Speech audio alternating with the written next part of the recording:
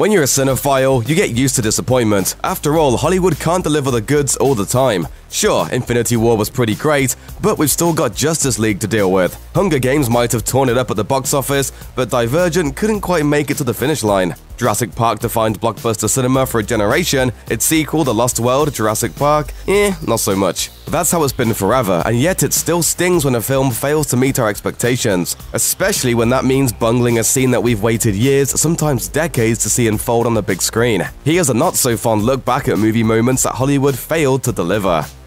The Phoenix rises and falls. When Jean Grey gave her life at the end of X2, X-Men United, sacrificing herself to save her teammates, X-Men fans knew what was coming, and they couldn't wait. After all, the Dark Phoenix saga is considered one of the best X-Men storylines of all time. Well, Fox and Brett Ratner didn't get the memo. In the comics, Jean Grey realizes that the only way to keep the universe safe from the Dark Phoenix's power is by ending her own life. And yes, it's just as heartbreaking as it sounds. In X-Men The Last Stand, that's not how things go, at all. Instead of using Cyclops as an emotional anchor, Jean ends his life on screen early in the film. In the comics, the Dark Phoenix wreaks havoc across space. In The Last Stand, she kind of just, well, stands around looking moody. When she kicks the bucket, it's Wolverine who does the deed, not Jean herself, robbing the former Marvel girl of both her agency and a most heroic moment. It's not a tragically inevitable ending, it's a huge waste of audiences' time and money. A stark reality.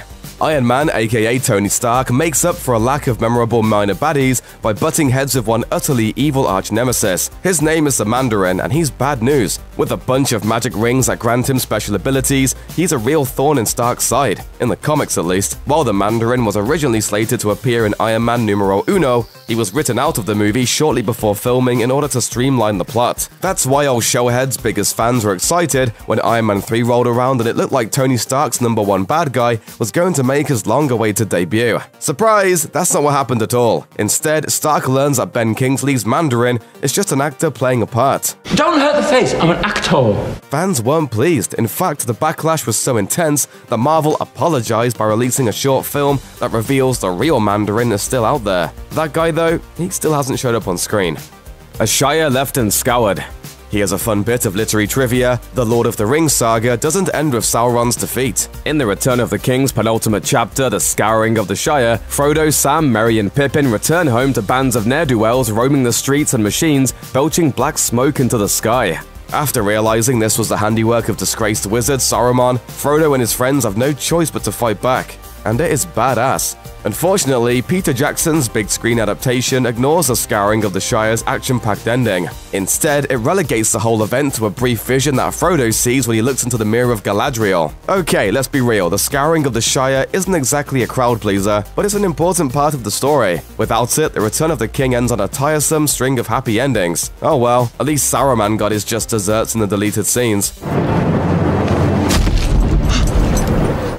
Cursed cameos. It's easy to forget these days with the Pirates of the Caribbean franchise focusing heavily on Johnny Depp's wacky Jack Sparrow, but Orlando Bloom's Will Turner was once the lead character of the flicks. As time went on, however, his character became less and less important to the Pirates franchise. In fact, he didn't appear in On Stranger Tides, the fourth entry in the series, at all. So, as you can imagine, Pirates fans were rightfully excited to see Bloom's big return in the franchise's fifth installment, Dead Men Tell No Tales. Then they saw the movie. As it turns out, Bloom's role is little more than a glorified cameo. He appears at the beginning to introduce a MacGuffin, and then returns at the end for a brief conclusion. The real heavy lifting is done by Brenton Thwaites, who plays Turner's son, and Depp, who will keep making these things as long as Disney keeps paying him.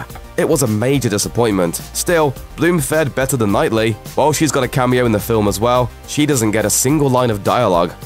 Buzzkill.